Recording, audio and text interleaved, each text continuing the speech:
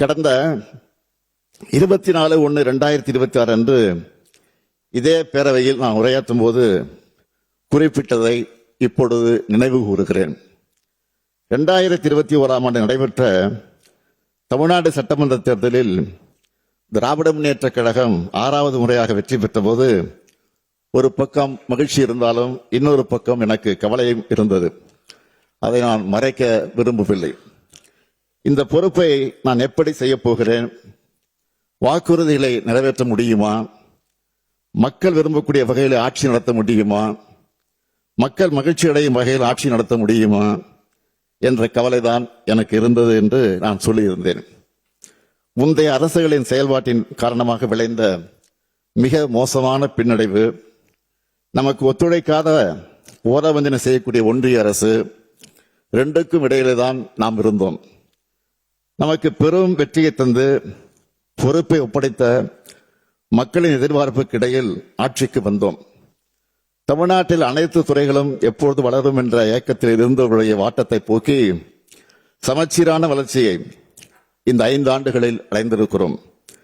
திராவிட model அரசு தீட்டிய திட்டங்களை, இயற்றிய சட்டங்களை மக்களின் முன் வைத்துள்ளோம். நிதி நிலைமை சீராக இல்லாத நேரத்திலும் அதனை காரணமாக சொல்லி சும்மா இருக்காமல் நிறைய திட்டங்களை செயல்படுத்தி இருக்கிறோம்.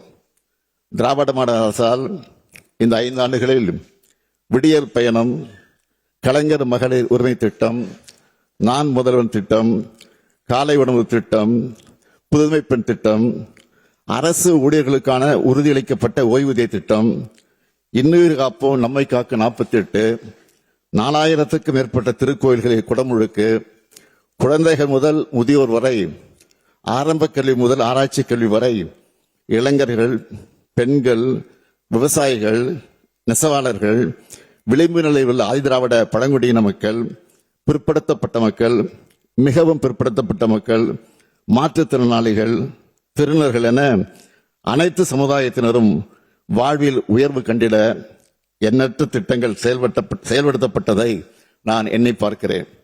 இதற்கெல்லாம் நான் மட்டுமா காரணம்? இல்லை, இல்லவே இல்லை. ஒட்டுமொத்த தமிழர்களும் என் கையோடு கை சேர்ந்து எனக்கு ஆக்கத்தையும் ஊக்கத்தையும் வழங்கி பல்வேறு நலத்திட்டங்களை நடைமுறைப்படுத்தக்கூடிய வாய்ப்பையும் வலிமையும் தந்து எனக்கு உதவினார்கள். நான் இந்த 5 ஆண்டு காலத்தில் எனக்கும் என் மனசாட்சிக்கு மட்டுமே கட்டுப்பட்டு உழைத்திருக்கிறேன். இன்னும் உழைக்க காத்திருக்கிறேன். நாளைய தமிழ்நாடு நிச்சயம் நெஞ்சில் தாங்கி நம்மை வரவேற்க நம்பிக்கை எனக்கு இருக்கிறது. நாளை நாங்கள் அமைக்கப் போகக்கூடிய திராவிட மாடல் 2.0 ஆட்சி எங்கள் சாதனைகளை நாங்களே விஞ்சும் அளவிற்கு திராவிட முன்னேற்ற கழகம்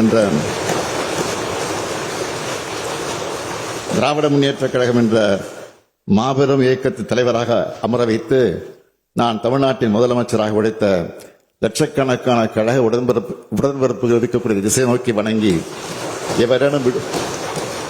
எவரேனும் விடுபட்டிருந்தால் அவர்களை நினைத்துக் கொண்டு அனைவருக்கும் மீண்டும் ஒரு முறை நன்றி தெரிவித்துக் கொள்கிறேன். உறுதியாக சொல்லுகிறேன், மீண்டும் வெல்வோம், மீண்டும் ஆட்சி வந்து அமைப்போம்,